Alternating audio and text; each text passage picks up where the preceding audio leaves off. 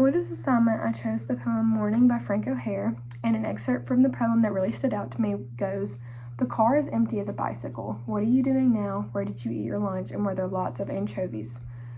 The section stood out to me because it starts with an interesting comparison between the car and the bicycle, which kind of catches you off guard because you have to figure out the poet specifically put those in there to tie up the meaning of the poem, which the meaning of the poem is talking about life and losing someone that you loved and was a constant part of your life, and the experiences you suffer afterwards of trying to cope with that loss.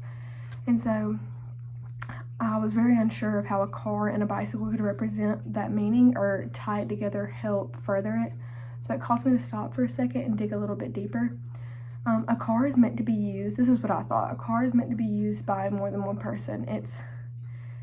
If you think about it, a lot of good things happen in our lives in cars. We hang out with friends, we sing music, we have happy times, and cars are used a lot to reach destinations. However, a bicycle is meant for one individual and that person only. It gets you there and that's it. There's no music, there's no laughter. You're struggling, you're going up those hills. It's hard to do it alone because it comes harder because you're not in a car with more people, which is automatic. It's just a very different thing. It's a lot to struggle with. And so I feel like it's a simple hit at how depressing it can be to realize how much more difficult your life has become without that individual. It's kind of been ripped away from you and you're alone and you're traveling through your life. And it's hard, you're going through hills, you're going through obstacles, and it's just very difficult to go through because your life's been changed so quickly from that person that you loved and they're just no longer there and you're trying to figure out how to get through it. So I really enjoyed how the poem doesn't specify what kind of loss you're experiencing. Obviously it's a loss with a loved one, but it doesn't say what kind of loss, which I think is what drew me to choosing this poem. So I tend to think there's 3 major losses that come to me, which is death, a breakup, and losing friends, just because I feel like those are things we all go through constantly. And so all of these things are categorized as losing someone. They're just not in your life anymore. And I really relate to this because, I've gone through breakups, I've gone through deaths, and it's really hard to understand that there's a point in your life where they're just not going to be there anymore.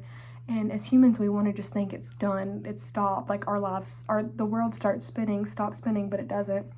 It keeps going and you have to figure it out, and you're going to be in those crowded parking lots and your keys are going to be rattling and you're just going to see, emptiness. It's going to remind you, those small things are going to trigger you.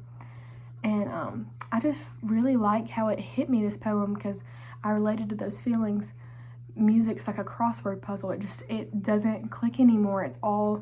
There's a million things going on in your head. You can't put your emotions into words, and I think that's what's really beautiful about this poem, is because it has such a simplicity to it, but a depth at the same time that if you've gone through it, which everyone pretty much has or will, then you can relate to it, which I just love a poem that everyone can relate to, because we're interpreters, and so everyone can see it differently and apply it to how they need it in their lives. And I also chose some lines that were my favorite, and my favorite line goes, "I've got to tell you how I love you always," which is simple. It starts the poem off with a tone of, "I'm gonna love you always, I will love you for eternity." And I really relate to this line because no matter what happens when you separate from a person, especially in death, you're always gonna love them. You can't just turn your heart off and stop loving someone. I think if something bad happened, you're gonna still love the good part of them. You might have resentment towards the bad part, but I think we'll always still have love. So it's just relatable to hear in the very beginning, it's starting out about eternal love.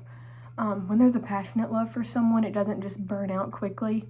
I think there's a small flame in your heart that always stays lit, and you just go on through life and you apply it to different things.